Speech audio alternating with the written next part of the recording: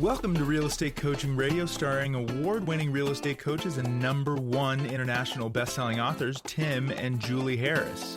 This is the #1 daily radio show for realtors looking for a no BS, authentic, real-time coaching experience. What's really working in today's market, how to generate more leads, make more money, and have more time for what you love in your life. And now your hosts, Tim and Julie Harris. Hey, welcome back. This is the Friday Fun Show, and we're going to have fun by answering your questions. And if you'd like for Julie and I to submit, or if you'd like to submit any questions to Julie and I, the best way to do it is over on Instagram or, of course, at Tim and Julie Harris. And this is our Friday show. So if this is the first one of our podcasts you've listened to, please do know that our normal podcasts are very buttoned down. We're following scripts and outlines and all the rest of it. But on Friday, we do Freeform Friday, Fun Friday. We've never actually thought of a name for this show. But in past podcasts on Friday, we've talked about health, we've talked about wealth, we've talked about, I don't know, maybe interstellar aliens, all kinds of different things. Sometimes we call it Ask Me Anything, which is kind of like today. Yeah, exactly. Well, so today what we did is Julie and I went through our questions, and we have a lot of you guys that submit us questions every week. Coaching clients, obviously, YouTube folks, podcast listeners, folks from our EXP Realty group, send us questions. And a lot of times the questions are all kind of falling into the same category, especially this time of year. And a lot of the questions have to do with essentially lead generation, have to do with, organization, I think, and motivation. But what we're going to focus on those things. I wrote down 1, 2, 3, 5 questions. But what we're going to do in addition to that is we're going to pull out, and we've pulled out the questions from some of our top producing, very successful agents. So we're not just focusing on, how to get started type things. We're going to focus on what to do after you've actually been successful for a long period of time.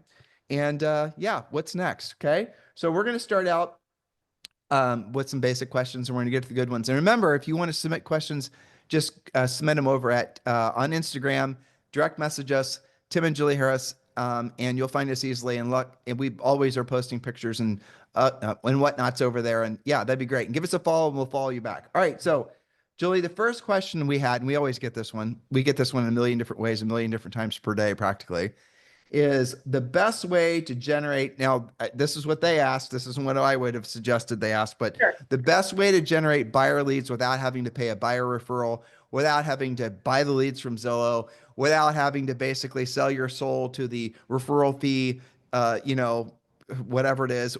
How do they generate a buyer lead for free or buyer leads and not have to pay any ridiculous fees? Okay, good question. I have maybe 3 different answers, and I would recommend doing all 3, not just choosing one. One, I love open houses done right. You have the right listing. We've done podcasts. What's the right listing? What's the best listing? Because not every open house will pull leads like you want. And some of you listening, or in this case, watching our Zoom, now that we're doing Zooms, some of you guys have tried open houses and they haven't been great. And then you just don't feel like doing them anymore. So if that's you either had the wrong house, you didn't, promote it as well as you could have. We recommend at least 10 directional signs, things like that. So open houses done right in a systematic format where you're using scripts, you're door knocking the neighborhood before, et cetera, et cetera. So open houses would be one. I had a great call with one of my coaching clients today about how to utilize any listing, well, not maybe any listing, but listings that are especially in popular neighborhoods, popular school districts, by doing what we call lovingly hot rodding your real estate sign. So home brochures, 1-800-HOME hotline, different reasons for them to call, even if maybe they don't like the look of that house, but they love the neighborhood. So sign calls, home brochures, open houses.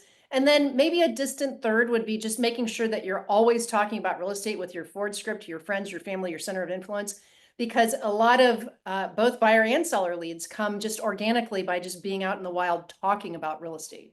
I love all 3 of your points, and I'm going to add one. The best way to generate, and you're going to be embarrassed that you didn't think of this one yourself, my dear. The best way to generate an unbelievably good, powerful, the best quality buyer lead in the world is to take a listing where the seller has to buy. Well, okay. Fair enough. That is a good way to generate a buyer. Yeah. Yeah, exactly. Well, back to your original point though, the open house system, listeners and viewers now, that's also part of obviously Premier Coaching. We've done a lot of podcasts. Julie and I have probably at this point 7,000 podcasts that we've done. Only iTunes only allows us to upload 2,000. But yeah, tons and tons of podcasts. All you've got to do is search out. You can go to our main website, timandjulieharris.com. Yeah, and find the open house plan. We don't give we give as best of a overview of the open house plan as we can on the podcast. We only have you guys for a half hour. But those of you who are in Premier Coaching, make sure you're using the whole entire plan. Depending on your market, Julie said it perfectly. You can essentially do all of your lead generation from just doing open houses. And I want to give a special nod to those of you who are doing just that, because the agents out there that are doing their open houses in the right neighborhoods with the right houses, and again, that's all part of what we teach you in Premier Coaching. They're generating a ton of listing leads, because if you're doing, for example, an open house in a neighborhood where it's going to have a lot of the folks that are moving to that neighborhood are moving up from something that's less expensive, what are you going to get? You're going to get maybe selling, they're going to want to buy that particular house, and maybe it's your listing that you're holding open, but you're also going to get an opportunity at the listing lead. So an open house is a great way, the best way perhaps, to do true branding and marketing inside of a community if you follow our open house plan. We want you to do a neighbors only open house. Julie mentioned signs. We want you to door knock and invite the neighbors, get to know everyone, really work it. And when you do, guys, think about it. Can you imagine another business? Like, what is the value of having a sign, let alone a bunch of signs, in a community with your name on them? What's the value of that? What would, I don't know, Google or, Apple pay to be able to take out little mini billboards in the front of residential listings? Millions, if not billions of dollars per year, because that's direct marketing in a community that's exactly, you guys get the gist of it. We're the only industry that is allowed legally, not everywhere, but most places, to have exactly what I just said. You got many billboards, and you follow our open house system. One of the things we're going to want you to do is have obviously an open house sign, but it's not just some crappy corrugated thing. It's going to have Tim and Julie Harris tour of homes, or, open house with your name on it. And you're going to have a sign, you're going to put it in front of that one. And then you got to put up a bunch of directional signs with arrows with also your name on them. Your name is your brand, pointing in the direction of the open house. And you do this consistently, especially in a neighborhood where you want to start taking more listings and become dominant. Man, the other agents are going to just not even know what hit them, because they're not going to be able to outwork you because you're following the plan. So definitely do that. And by the way, some of them listening are like, well, I just sold my last listing. I don't have anything to hold open. It doesn't even have to be your own listing. Start with your brokerage just to make your signage consistent. But even then, it just has to be in the state you're licensed. You can hold anything open. You could go to builders and hold their models open. They don't always have complete coverage of every single model. I know one of our coaching clients recently worked out a deal with KB Homes where she gets to go to their newest community where they hadn't even hired a salesperson yet, but they do have the model built. And they said, you know what, we're going to pay you for anything that you sell of our inventory. She doesn't have to be an employee of the builder. She's just working their open houses. And when she gets somebody that wants to build with them, she uses their contract. Anybody who doesn't build with them, she can take them to other new construction or sell them a resale. So there's many different ways. So this, and I'm kind of wandering into the type of thing we do in coaching versus what we can do on a podcast, because we have other questions. Well, but Julie, it's also funny. What you realize, or what you may not realize that we just did. We are answering the question how to generate a buyer lead, but what we really just snuck in how they can generate listing leads. Well, naturally. Yeah, naturally. Exactly. That's how we're wired. All right. The next question, and Julie, this was one that actually you received. I thought this was a really good one. So this was, if I remember correctly, you messaged maybe this one to me 2 weeks ago. It was from an agent who is making over $1 million per year, no debt, no mortgage payment. It was a gal, if I remember correctly, and she was in her mid 50s. She basically had enough, all the boxes were checked financially, family, all the things. And yet she was finding herself lacking motivation. And you and I talked about that. Like, it actually motivated us to do some more podcasts about that type of thing. But the question I had for you, and then let's work on this together, is how to think bigger. So whether you're a top producing agent or whether you're a brand new agent, what would be like 3 ways that someone could trigger their mind and their spirit to start thinking and then ultimately acting bigger? That's a great question. Well, so I think there's levels to this as you're an up and coming producer. And, we had a podcast series talking about the levels of wealth. So the first thing is just, having consistent income. That's where most people go to their first goal setting. Then they figure that out. Then after a few years of that, they're paying debt off. Maybe they pay their house off. They don't have leases on cars anymore, whatever the version is, as you said, ticking all the boxes, right? Then that becomes a consistent habit. And that even, that's a great habit to have, right? It's kind of like first world problems. Now you've figured out how to have consistent income. But once you've paid things off, and maybe you even paid for a kid to go to college, you've done all of those things, and you're happy with the house that you have, and you're happy with the cars that you're driving. How do you think bigger? So one of the things that I do, kind of bridging that, is just a couple of questions. What do you want more of? What do you want less of? And usually at that level, and I'd be interested to hear what your take on it is. Usually what I hear is things, it's almost never even more money. It's more time. Sometimes it's more freedom. It's kind of intertwined. Some agents go years of like that, and they still don't like have a cleaning lady. So they want more time. Well, stop cleaning your own house. That would be one thing. They want more time. I've had agents that are cranking, $1 million plus GCI, and they are still their own transaction coordinator. So if you want more time, what are the things that you're spending your time on that really maybe you don't have to do that anymore? So that would be one level, but I'll toss it back to you because you've certainly had lots of coaching clients like that. And some of our coaches have been in that situation too. Sure, of course. Well, you got to the essence of it. It's like, everyone says, well, not everyone, but, what's your big why? And everyone comes up with these complicated, ridiculous flow charts of their big why. But the real big why is, for most people, if you really get down to the essence of it, and Julie said it, is you want freedom. So what does freedom mean? Freedom means freedom from the things that burden you as a result of having to earn a living, right? So Yes. freedom from having to have a schedule, not all the time, but most days. Freedom from having to deal with people, freedom from having to do what you don't want to do when you don't want to do it at the highest level with people you'd rather not do it with, right? Freedom of being able to control your time. Freedom from worrying about money. How would you like to wake up in the morning and for the rest of your life, knowing that all your financial needs will be met forever, and then probably those of your your family, whoever you decide when you're off to the big real estate listing appointment in the sky, right? Freedom, maybe even for them as well. So you have to really get to the essence of what it is that you're trying to accomplish. And the thing that's fascinating is that you don't need $1 bazillion to have that sense of freedom, depending on the lifestyle that you have. If you live in Murphy, North Carolina, you could probably have all kinds of sense of freedom for $3,000 to $5,000 a month. If you live in a big expensive area, Miami, Coral Gables, all these other areas, your freedom number is probably 50,000 passive per month. But really get to the essence of it, because really when it goes to thinking bigger, it's not always about, to Julie's point, especially after you've, at a certain age, buying more stuff, having a bigger house, having just stuff in general, it has a diminishing return on it that is palatable. The first time you have, first time I don't know, flew first class, let's say, it was like, whoa, look at me. But then after you've done it a few times, it's like, you kind of get used to it. It's amazing how fast humans adapt to change of environment, both good and bad. And so if you have had enough of those experiences and you're realizing there's diminishing returns with having another fancy purse or buying another fancy car or all the rest of it, then maybe this is a really good time for you to really get in connection with what you truly want, which is more control of your time and more time. Now, where it goes after that is, well, what the hell am I going to do with all my time? Worry about that after you've created it, because nature abhors a vacuum, and you will figure out some way to fill that vacuum with something that's going to be, maybe you're not even consciously aware you want to have the experience. Maybe you want to learn how to be a chef, or maybe you just want to, spend more time with your dog. It doesn't really matter. You want to go spend more time fishing, spend more time with your family or your friends.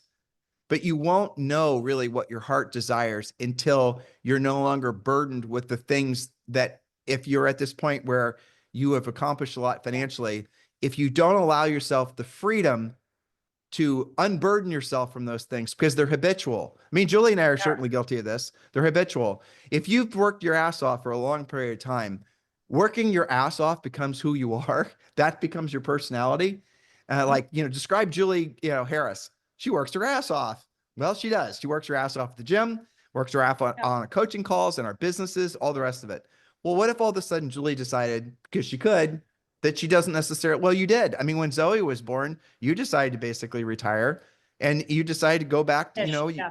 yeah. I mean, so point of it is really get in connection with what you truly want. And probably what you truly want is control of your time. And you want more that Mhm. sense of inner peace that only comes from giving yourself the gift of, being financially free and then being psychologically free of having to worry about the finances. All right, Yeah, so Julie, that next. you can do what Go you ahead. want to do, when you want to do it, with whom you want to do it, and you have that freedom. And I agree with you because I think agents, especially because this is a very common issue with my top producing private clients, is that they are that grinder. They have been working their asses off. They know, they've got a pretty predictable mousetrap, but it's very habitual, right? So if you don't know what you're going to do with that time, I always recommend go on a big trip, travel, break the habit, as you said, the Well, habitual grind. you're stepping on Break my the next habit. question. Sorry, Julie go ahead. doesn't, we don't, Jill, I have the I don't have questions. them in front of me. So. Julie doesn't have the script today of the questions, you could tell, but it's good. You're doing great. Meanwhile, back to you. Meanwhile, back to me. All right. So the next question is perfect because you were just already Okay. talking about it. How to avoid becoming bored and becoming complacent, right? It's exactly what you were just saying. So you don't have to, like, that can happen at any stage in your real estate career. But I'm going to start out by warning you of something. Don't be someone that seeks, that is overly reliant on the novel or the shiny object, and be okay with being bored. We have an 11-year-old daughter, Zoe, and I'm thrilled that she hasn't popped in on me yet. And she hates being bored. She always wants to be distracted. It hasn't been that long, maybe what, 20 years, that the kids were habitually on devices. And so there's magic that only happens when a human is bored, right? And so Zoe doesn't have her devices during the week. It's completely no devices during the week. She's allowed to have them on the weekend for a certain amount of time. And the things that her little mind creates when she's not on her devices, they're magical. And they're so funny and they're so creative. And the best part of Zoe comes out when she's allowed to be on, when she's not on her devices, because the devices suck up her energy and her creativity. And then when she's back on her devices, her personality changes. She's grumpy, she's grouchy, she's just, Overstimulated, basically, I think. well, Jules, I know that that's the go-to answer, overstimulated, but I don't think that's what it is. I think it's because she desires to express herself creatively, because look how it just pours out of her when she's not on her devices. And when she's on her devices, all of those devices take up all of her energy that would have been used Bandwidth. otherwise for being Yeah. creative. Yeah. I mean, that's my theory anyway. But as far as like back to business, right? The best businesses are boring businesses. Julie and I always, say we want our business to be like the post office, but this was back before the post office became maybe a business that wasn't so boring. That was kind of a Right. joke, but I'll stop there. As far as you want a business that is boring and duplicatable, and then you want to be okay understanding that everything you want in life, all the most meaningful, most magical things you want in life are going to take usually, and this is the sucky part, so I apologize for being honest with you guys about this. It's going to take like 10 times longer than you think it should, or 10 times longer than social media told you that it should, right? If you want the sense of, if you want all the things that you all want, you have to be prepared to put in the time, and it's going to take a lot longer than what popular society is going to tell you. Um, you know, repetitious, this is one of the greatest sayings ever. I don't know who said it, but repetitious boredom pays off. I'm going to say it again, and then Julie, I want you to vamp on it, okay? Repetitious boredom pays off. Yes, and we used to have that posted on one of our whiteboards in our real estate office.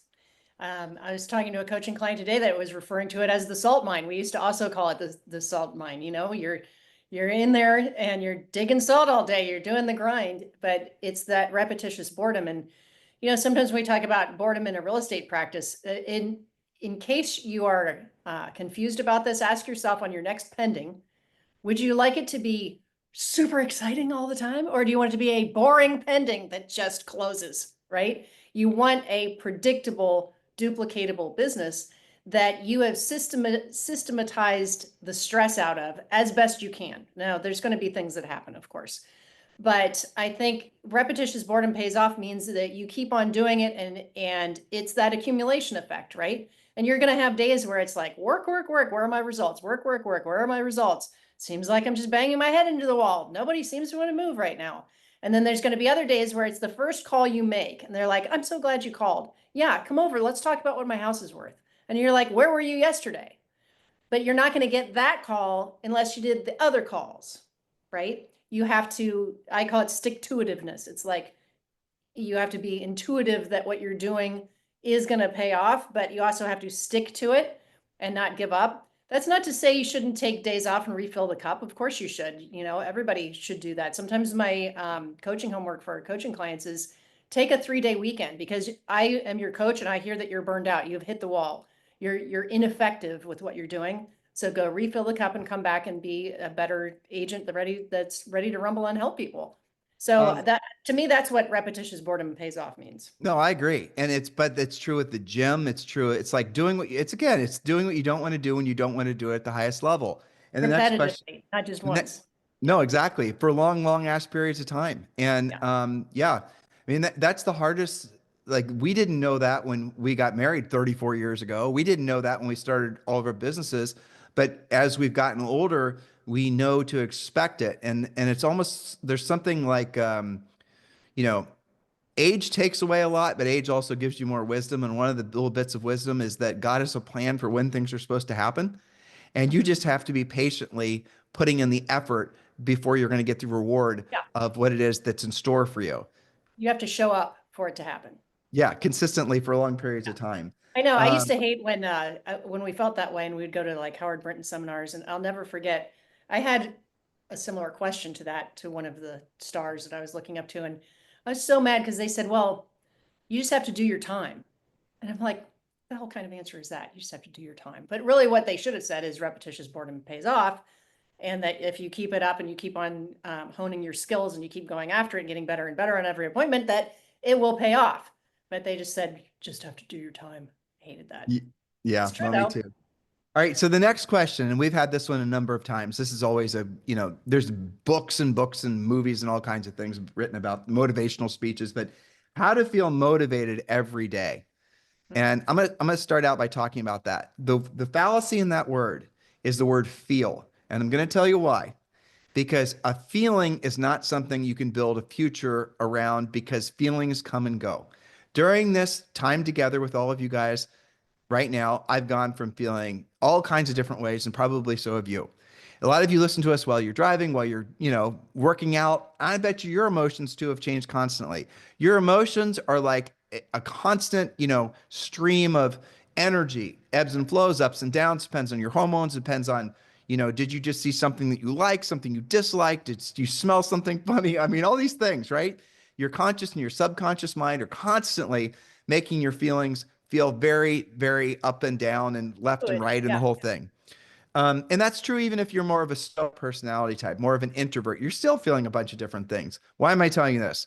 Because if your outcome in life is dependent on how you feel, you're screwed because you're not going to ever feel like doing what you don't want to do when you don't want to do it at the highest level, ever. You're Ever. never, matter of fact, that saying that Julie and I came up with all those years ago is the antithesis of all these, and what motivated us to do it, frankly, were all these, self-help guru types were saying these, give really garbage advice, like follow your passion and the money will follow. I mean, it takes a 3-year-old to figure out the fallacy in that little concept, right? I mean, what if you're, I mean, just think about it, guys. Follow your passion and the money will follow. That's great. But what if it should be choose a passion that people are willing to pay for, and then the money will follow and become really, really good at it. Be worthy of having people want to do business with you and the money will follow. But that, of course, doesn't sound as good. And then it starts to sound more like, if you want ever increasing levels of success in your business and personal life, do what you don't want to do and you don't want to do it at the highest level. That definitely doesn't sound as good as follow your passion and the money will follow, right? So I'm going to start out by saying, if you want to feel motivated every day, stop waiting for you to feel motivated to do what you don't want to do. That's absolutely true. And then your life, a successful life, as a real estate professional or any kind of professional, Well, I mean, this applies to personal aspects as well. It really does come down to 3 to 5 things every single day. And the minimum standards, this is what I'm talking about. So minimum standards for it, like, again, let's not worry about whether you feel something.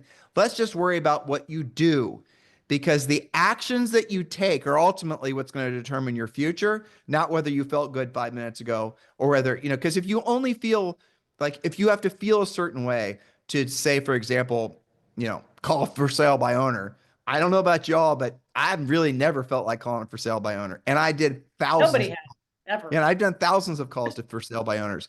I never once, I mean, I hated calling centers of influence and past clients. Julie was awesome at it, but I hated it. But I still did it. Yeah. So if I'm Because you weren't leading around, with emotion, you were leading with action. exactly. And I forced myself to do it. I did what I didn't want to do, and I didn't want to do it at the highest level. And that's one of the things that we certainly are teaching Zoe, but I wish all of us would have known that when we were a lot younger. But instead, we were essentially manipulated in a lot of ways and in very, very grotesque, just bad way by all these self-help types that are giving. And to this day, like, we have coaching clients that will show up in Premier Coaching, show up on the podcast, and they'll say, I got started in real estate and it was my passion, but then I lost my passion for real estate. And it's like, okay, so you think you can only be successful at something when you're feeling in a very heightened state of emotional, experience of passion. Passion's like way the hell up there on the spectrum of, high level emotions. And they're like, well, yeah. And then, well, I mean, how frequently in a year, let alone 10 years, do you actually feel passionate about anything at that level? Well, hardly ever. And I'm waiting to feel that way. When I do, I know I'm going to have found my thing, and all the success I've ever wanted is going to follow. It doesn't work like that. I mean, Julie, I can talk about this forever. Well, I mean, I don't have any examples of things that are worth doing, being, seeing, having, experiencing that didn't take some work behind them. I mean, I remember playing in orchestras, like you don't just show up and play like that. You have to practice. You have to learn your scales. You have to know how to read music. You have to know how to follow the conductor. You know how to, and there were lots of times where it was like, oh my gosh, I totally, especially like, little known fact, and I wasn't a professional musician, I was a good amateur, but even so, guess what? There's concerts where you got to play stuff you don't ever even want to play. You don't even Julie, like. I'm going to ask you a question, because Yeah. you've corrected me when I call you a professional musician before. So if you were in a professional, so you were part of you got I didn't paid. do it as a job. Okay, but you did do it as a job because you got paid to play. Yes or no? Sometimes, yes. Okay, you got paid to play, and you had to join in order to get paid to play and to join the orchestras and play in the things, the soundtracks and stuff you did. You actually belong and to the perform. What was it? The union you had to join or whatever it was. I'd say that's one of the differences. If you're a professional, like you're a contract orchestral player, then you're joining the union and you have a contract. Because I was subbing most of the time, I was more of an independent contractor. I mean, you brought it up. Nobody cares. No, they do. But Yeah. I'm just curious to me. It's because you're such a humble soul that you don't want to consider yourself Well, having been a professional musician. But yeah. my dear, you were. Like, Okay. if you got it, when do you become a professional coach, a professional real estate coach? What's the one criteria to actually be a real estate coach? One criteria, I Well, mean, what's the ultimate litmus you have test to as to be whether or paid not? Yeah, exactly. You have to get paid, right? more than You're not a once, real and more estate. than one person. Right. Yeah, exactly. You're not a real estate practitioner until you've actually, practiced, till you gotten paid. Yeah. Well, Right. but back to the point I was trying to make is that you can take many different instances. You don't watch, the Olympics, and that person like yesterday had the thought that, hey, I'm gonna be in the Olympics tomorrow. No, they've got lots of countless hundreds of thousands of hours working on whatever it is that they're great at. A great chef didn't just like go to the sale aisle yesterday at the grocery store and throw some crap together and become a great chef. They studied it. There's a lot of repetitious boredom in becoming great at anything. And to So try the and next, have an easy button, I think just frustrates people. But I agree with you that a lot of social media makes it look like, all you have to do is these 5 types of videos and throw that up there and you're going to be an overnight success. And I well, I think that mean, works against people. I don't know if you're meaning to get me on my soapbox, but I'm going to try to avoid it. But that is actually, it is kind of, it is strange to me that there's a whole segment of the let's call it real estate education space that is trying to convince agents that they can use marketing and advertising to fool their buying and selling, home buying and selling market Skip a step. into thinking they're successful before they've actually been successful. And I don't know if you guys have realized that, but the word that you really want to accomplish is reputation. So it was Charlie Munger that said, don't try to be famous. Don't try to be famous yourself. Try to make your work famous, or as it pertains to real estate, try to make the results you get for other people famous. So you're not like, imagine a famous, like a great surgeon, let's say. The great surgeon is famous. He's an Instagram celebrity. Are you going to hire that guy? Are you going to hire the guy that basically you don't even know anything about him? He's not trying to build his personal brand, but he's a kick-ass surgeon. You're going to hire the guy that's a kick-ass surgeon. He has no Instagram. You guys getting what I'm saying here? Especially, excuse me, especially if it's backed by, all these people that swear that, oh, I mean, he saved my life. I wouldn't be alive if it wasn't without the surgeon. That's what reputation is, backed by experience. And the thing that's difficult about that is that you gain experience by one experience at a time.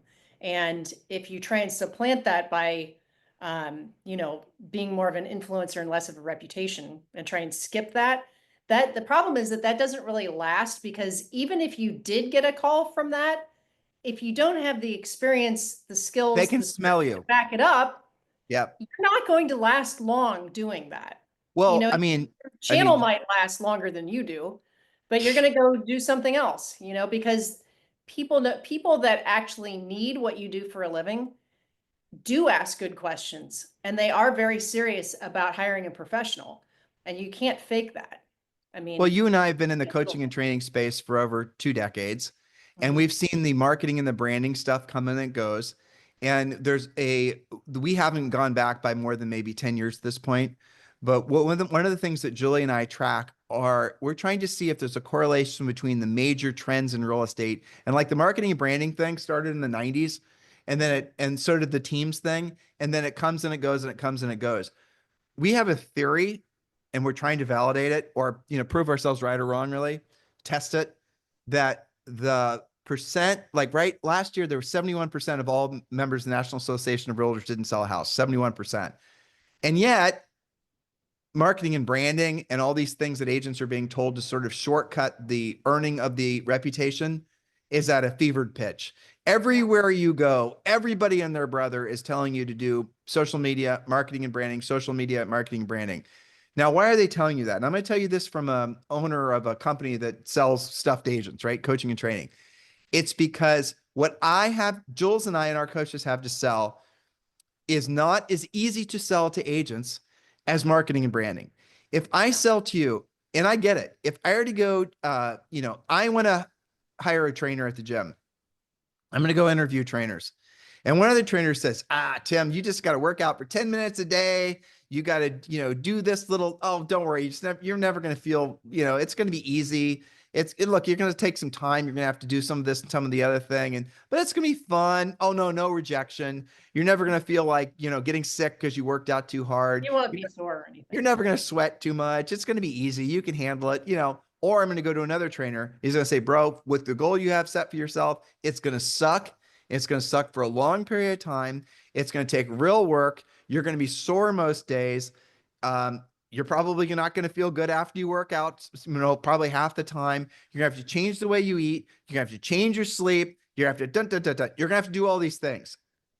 Which trainer are most people going to hire? The easy peasy one, the one that's telling the people that they can accomplish the goal without doing the work, the one that's lying to them and telling them that they don't have to do what they don't want to do when they don't want to do it at the highest level. That's not us. We're going to tell you the truth. And we ultimately are going to appeal to far fewer agents, but the agents that we appeal to are the ones that have either come to the business knowing what we were saying was true, ex-military, professionals from other industries, or people that have been climbing that social media marketing and branding mountain and realize what a lie it mostly is. That's and they're going to go, I have been doing this. I've been doing my, videos every day for the last 2 years. I listened to what you said. I dry erase board. I tracked where my transactions came from, and a total of none came from those sources. And now I realize what you guys have been saying. We hear that a ton. That's probably the number one thing we hear from the Yep. podcast is I wish it's not, it's not that they didn't hear what we had to say years ago. It's just they didn't listen. That's the True. truth, We're right? ready to implement just yet. Yeah, there are a lot of examples of that. And that's, there's a lot of fun things that, you can do with videos. It's very creative. There's a lot of great stuff, but to think of that as its own lead generator by itself isn't going to get you the results that you want. It should always be in support of the real work of real estate, right? What? So, Jules, Yeah. repeat that. The So, difference. Julie just said something that's really important. There's proactive lead generation, which is what we primarily focus on. And then there's passive lead generation, which is what everyone else tells you guys to do. If you choose one, do the proactive lead generation and you can skip the passive lead generation. How do you know what is what? If what you're doing for lead generation, is it putting you in direct contact, not with a lead or a contact, but is it putting you directly in front of someone who wants to ideally sell a home or buy a home? Directly in front of. Like, Right. hi, Julie, my name is Tim. I noticed that your home just came off the market and I was curious, are you still interested in getting this home sold? That's an expired. You guys get the point? That's proactive lead generation. That's what we want you focusing on because it's going to put you in a position to help the most people make the most amount of money the quickest, but it does require skill, mental, emotional, and actual skill. But when you get that skill, you'll have that skill forever. Viktor Frankl, if you guys have ever read that book that he wrote about concentration camps, where's this conversation going, right? If you haven't, you actually have it. Man's Search for Meaning, I think is what it's called. You should read that. Because even after everything was taken away from him, the one thing he had was the thoughts in his mind from the education that he had. And that's the thing that's magical that it's true. So if you're building your business based on, like, the old saying is, don't build your mansion on land you do not own, right? Seems, obvious. But how many of you are doing that right now? How many of you, for example, have built your businesses based on TikTok, or at least spent a lot of money on TikTok or time on TikTok? Before that, it was Vine. And there'll be other things too, because you built your mansion on land you do not own. When you build your mansion, your future on your skill set and your mindset, the way we frankly teach you guys how to do it, you're going to own the mansion, you're going to own the land, eventually you're going to own the whole damn town. So that's a huge, I think, it's an enormous difference from the way most, certainly coaches and trainers, but brokers have approached the business for at least probably the last 15 or 16 years. But it is more work. I mean, you do have For to sure. accept that fact. And, we together and our coaches, we have lots of coaching clients that love to do the videos. But here's the thing. There's a difference between, like, the example that I always have is, let's say that I'm going to go door knock some expireds, right?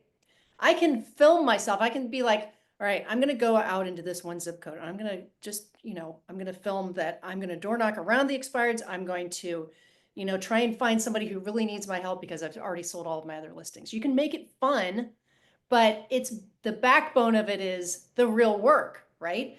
That's that versus doing something that has nothing to do with talking to actual buyers or sellers and just saying, hey, I sell real estate in whatever zip code and call me or whatever, or something that's not even related to real estate that you're doing videos on. So you really have to think about who your target market is and what your message actually is. And the way to do that easily is, are you being proactive? Are you talking to somebody that could potentially transact or send you a referral? Because if the answer to that is no, then you are probably wasting your time. Yep. And that's the bottom line. I mean, are you spending a majority of your time in your lead generation efforts, having conversations with people that will transact with you, and will result in you getting a paycheck within 90 days or less? Or If at you're least doing, refer somebody to you. I always tell people, they get, sometimes they get frustrated. They've had like 10 calls in a row and it's all people that were like, not ready to do anything. Well, that's still a conversation with a decision-making adult. Before you hang up that phone, you can say, well, I can appreciate that you do have a beautiful house. I don't blame you for not wanting to move ever, but while I've got you, who else do you know who could use my help buying or selling real estate? You can like make that a better contact because you have that live interaction. And you never know. They may, somebody at work or their kid, maybe they've got first time buyer kids that are ready to stop renting. You don't know if you don't ask. that's the difference between being proactive and just kind of wandering around the wilds of real estate, hoping that the lead, knocks you in the head. I mean, I hope you guys are picking up on Julie's frequency, I sound like a hippie there, sorry. But what she's really, I'm going to really pour it Don't on worry, now. it's not sustainable. You can't. Yeah, it's not for me, right? Well, I mean, but the vibe that she's putting off, she's tuned into a frequency. There, I slipped another one in. That's going to cause her to constantly be monitoring for real estate conversations, but Yeah. also she's always knowing. So like the mindset of being of service to people. It's Frederick Eklund, who we've had on this podcast before, who said something which was really great. He said, I walk outside of my building in Manhattan every day, and I'm blessed because everywhere I look, left, right, up, down, wherever, Manhattan, tall buildings, up includes, because people are up there too. Everyone I'm around wants to buy or sell or lease a property. Every single person around me constantly is a prospective client of mine. That is a real amazing thought. And some of you guys will say abundance and scarcity, and that's true, but that's incredible. A mindset, right? It is. It's a mindset. But you guys all have the same blessings. You're not in Manhattan, but every single person around you wants to buy or sell real estate. So to believe there's a scarcity of leads, or to believe there's a scarcity of people that you can help, that's not true. And then your belief that it's true, your belief that there's a scarcity of people that want to do transactions, are what results or allows these marketing and branding people to take advantage of that fear by saying the reason that you're not generating more transactions, the reason you don't have more leads, is because you're not doing the branding and the marketing and the advertising. Now, in a normal business, long enough. Right. If I were selling pens, then maybe, yeah, marketing and branding and advertising to sell pens, that makes sense. Marketing and branding for a product makes sense. But for a service, especially a service that you already know, like I have to find, if I'm going to market and brand this pen, I have to find people that want to buy a pen and then want to buy this pen. And you're not buying this one because Julie gave it to me for Christmas. It has my initials on it. Mm-hmm. But remember that one? Yep. Yeah, but the moral of the story is, as a real estate practitioner, you are smart enough to get a real estate license, and you're smart enough to sell something that everybody wants.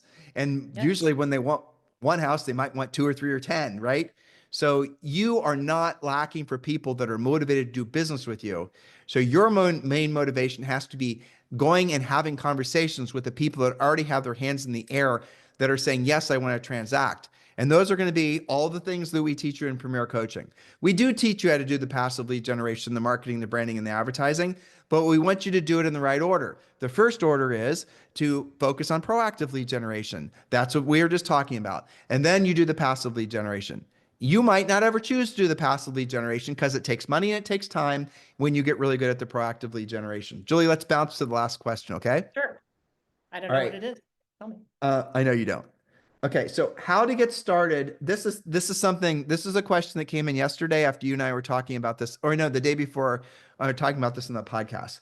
We've been talking a lot about freedom because it's something that I think a lot of people are longing for, that sense of financial freedom primarily, because after that comes all kinds of other levels of freedom, psychological, spiritual, time freedom. So how to get started on my financial exit plan this question came in a number of different ways. And I want to start by, before Julie answers, she's going to think about it. I can tell she's brewing. We've done a lot of podcasts on this and we've also talked about this a lot in Premier Coaching. So we're only going to give you an overview, but I'll get you started. Okay, Jules? Mm-hmm. The number one thing is accepting the fact that everything that you probably long for from all your effort and professional work, what you truly are trying to chase, or you truly want to experience, is the sense of freedom from having to ever worry about earning money. And I mean, you might be saying to yourself, well, I don't worry about it. I always know I'm gonna have money coming in. Well, what if you had enough money coming in where you were rich, basically? And our definition of rich is where your money works for you and you no longer have to work for your money. So what if you have enough money coming in passively, stocks, revenue share from EXP, maybe, different things, but that's coming in from sources that are not dependent on your effort. In other words, if you decided to take 3 months off and go to Europe, you're still getting paid, right? That's a goal. Exactly. It's not linked to any. So if you're thinking, well, I already have that because I have a real estate business that generates money from mortgage and title. Well, when real estate transaction flow falls, so do those other things. So what if you had enough money coming in from sources that were not dependent on the sweat of your brow? That's true financial freedom. And sometimes you don't need millions and millions of dollars to accomplish that, depending on what your goals are. What would that feel like? Can you even allow yourself to emotionally experience that? It's hard, especially, if you were poor, you came from no money. To put yourself in a place where you're no longer having to be in the struggle, it's fascinating how difficult that is. But so I'll tee you off that way, Julie. Acceptance that they can be financially free would be my first suggestion. That by itself is a huge thing, right? I think coupled with that is really defining what that actually means, because I think that can be an intimidating thought. Being financially free where I'm not dependent on my next deal or my next deals or my deal flow or any of that. And a lot of people think that that's going to take millions and millions and millions and millions of dollars. And I'm so far away from that. How am I ever going to achieve that? Well, I had a coaching client once that, because she had absolutely everything paid off and lived in a fairly inexpensive part of South Carolina, she really only had to for her existing utilities, cell phone bills, et cetera, and a little bit of travel. She had to earn like $4,000 a month. That's it. And for her, that was the definition of freedom. Okay. And she did achieve that through a combination of things. Okay. Now, for some other people, the number is a lot bigger. I had a young kid that was living with mom and dad, and he's like, oh, I only have to earn $800 a month. I'm like, well, yeah, if you only want to live with mom and dad the rest of your life, or do you want to live in the basement forever? So define what it is, because then you can say, all right, what are 3 or 4 different ways that I can achieve that? Am I going to do that with, maybe it's a combination of EXP rev share plus 2 rentals that are paid off and some S&P 500. Maybe the combination of those things. What was the last one? The S&P 500 investing. Oh, S&P 500. Yeah. Well, Yeah. But Julie, let's break it down. Let's see. What I'm saying is you can't achieve it if you haven't defined it. And if it's still this thing that's like this wild animal out there that you think is unachievable. Your first point, accept the fact that it is possible. And then what would it take is the next question. So accept the fact that it's possible. Number 2, the killer of financial freedom is always the increasing of the personal burn rate. That's always going to kill it. If you're constantly are going from upgrade to upgrade to upgrade to upgrade, and you're not in an attach, because you can go from one great house to a greater house. You can go from a Toyota to a Lexus to a, whatever. But at the end of the day, unless you're real cornered like I am and Julia sort of, you're not the incremental improvement or the incremental emotional payoff from that added financial thing. It diminishes greatly. It's not like the first time you bought a nice car. It's just nowhere near that. And I'm not saying don't buy a nice car or have nice things. I'm not suggesting that. I'm just saying be mindful of why you're attracted to buy that more expensive thing, and ask yourself, is buying this thing going to give me more freedom or less freedom? If that is indeed what the goal is.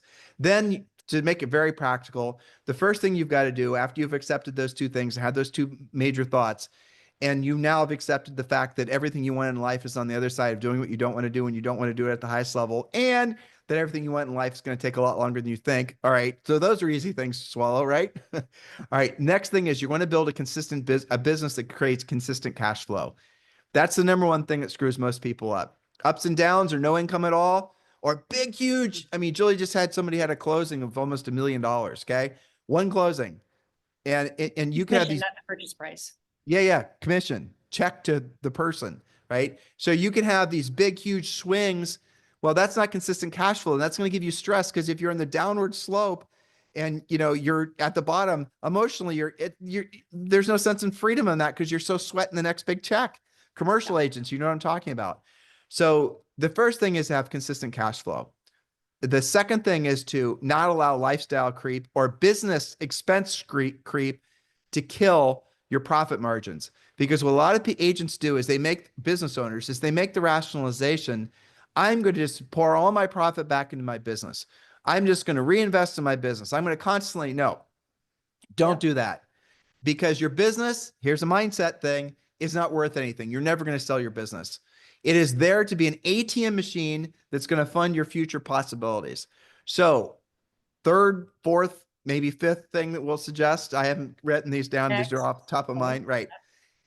Is going to be discipline yourself, force yourself to save money every single month and pay yourself first. That is so freaking important. Yeah. And start out by 10%, then increase to 20%, 30%.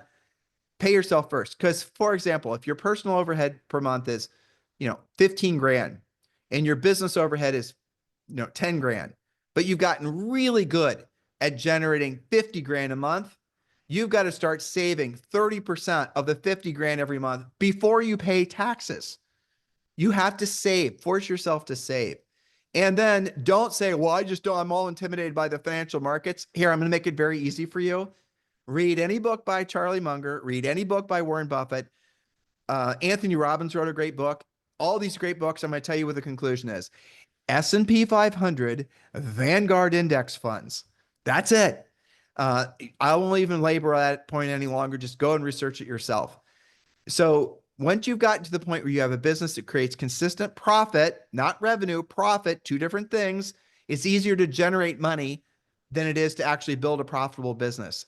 And then the hardest thing is to not just waste that profitable business on lifestyle creep or on business creep, all these dumb things.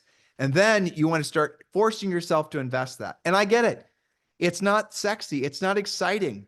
You're not going to be an Instagram hero driving around your purple Lamborghini, but you're going to be making yourself rich. And here's the thing. It's very, very fascinating about compounding, compounding wealth, is that it starts out really, really painfully, barely noticeably slow, and then it doesn't. And then it just gets freaking huge. Because what happens is, let's say you get to the discipline of, I don't know what it's going to be for you, but let's say 5,000 a month. Let's say 5,000 a month is you can do consistently. You have to treat that $5,000 a month forced savings like if it were your house payment, your car payment, your cell phone payment. Don't treat it as, oh, I'll save money when I have extra money. Nope, you won't do it. You've It got has it. to drive you crazy if you don't do it.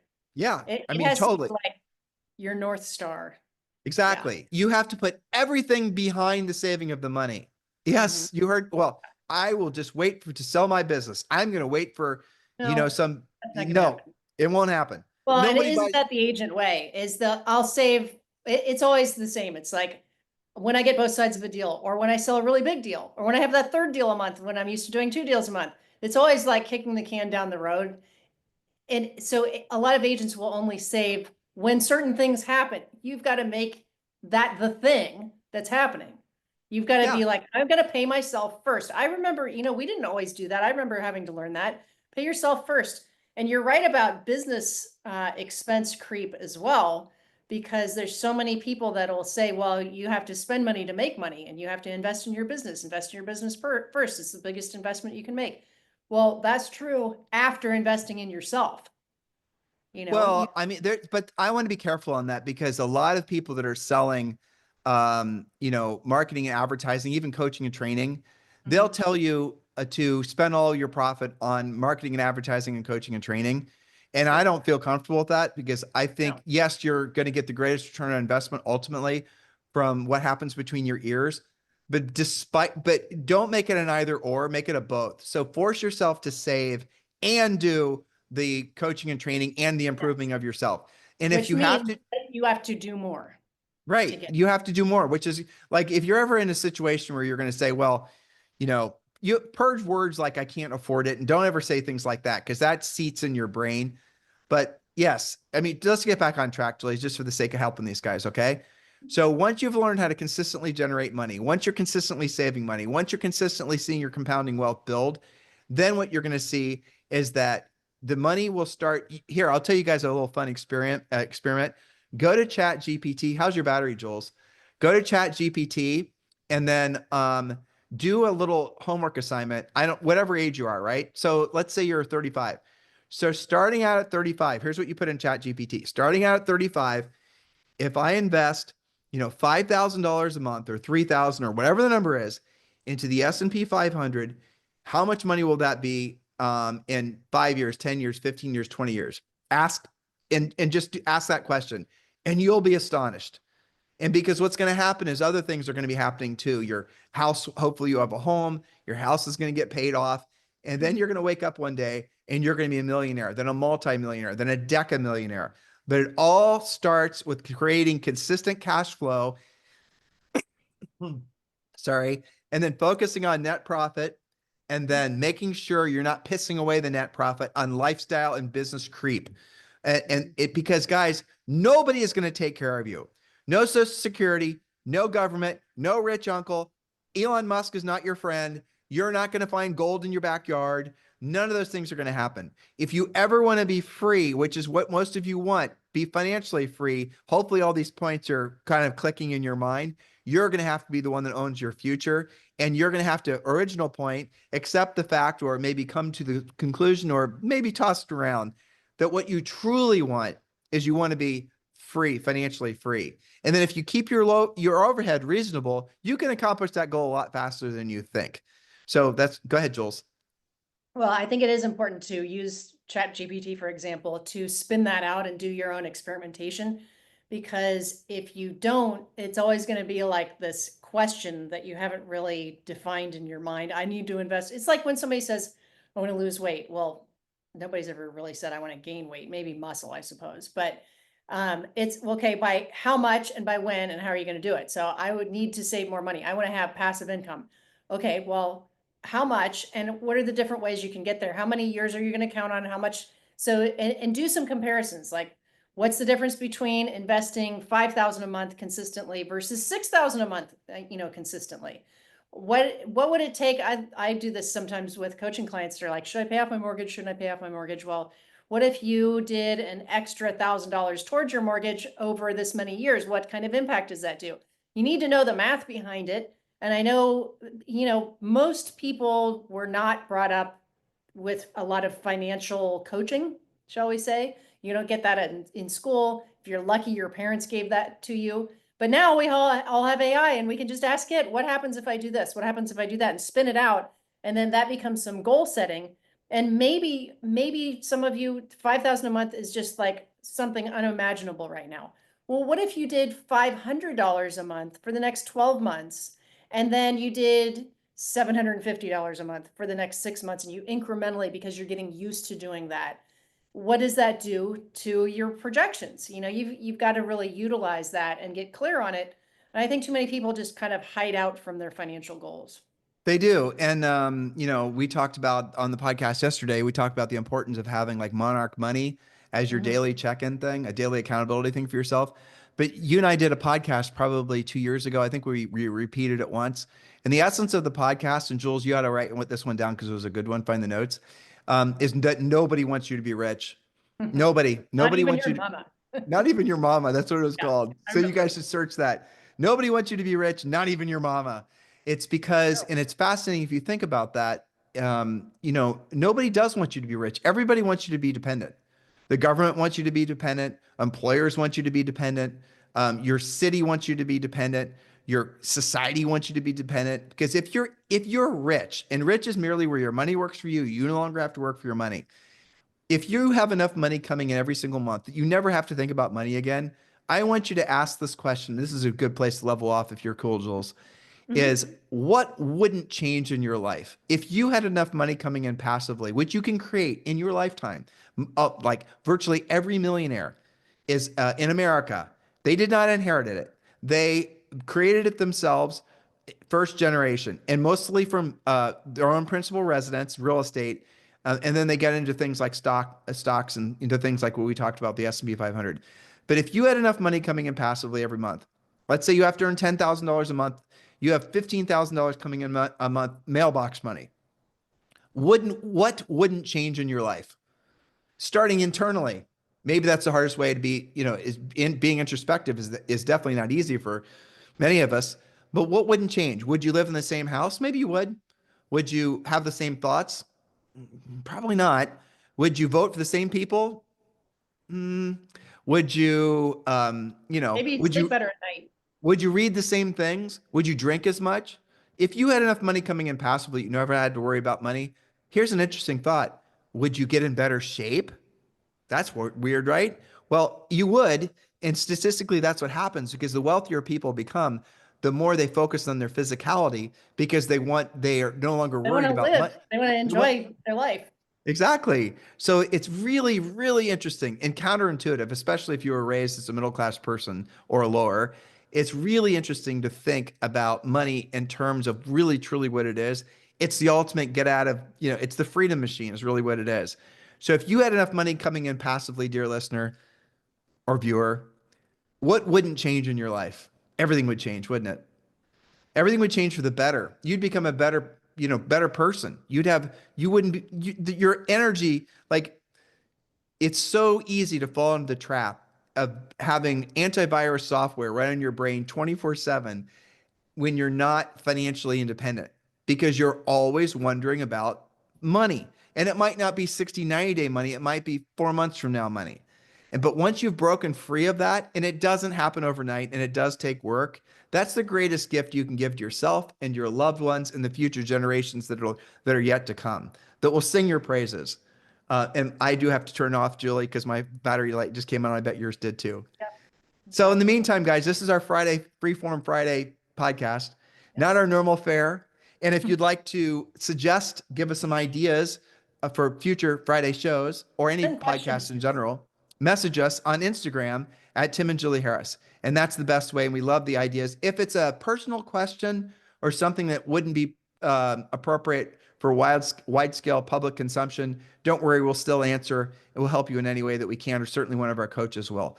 In the meantime, thank you for keeping this the number one listened to daily podcast for real estate practitioners in at least the United States. Obviously, do the liking and the subscribing and the rest of it. And please do share this podcast with somebody else you think it might help. You guys have a fantastic day. We'll talk with you on the podcast anytime because there's thousands of past shows, or certainly we'll talk with you on a live show tomorrow. Bye. This podcast is a part of the C-Suite Radio Network. For more top business podcasts, visit c-suiteradio.com.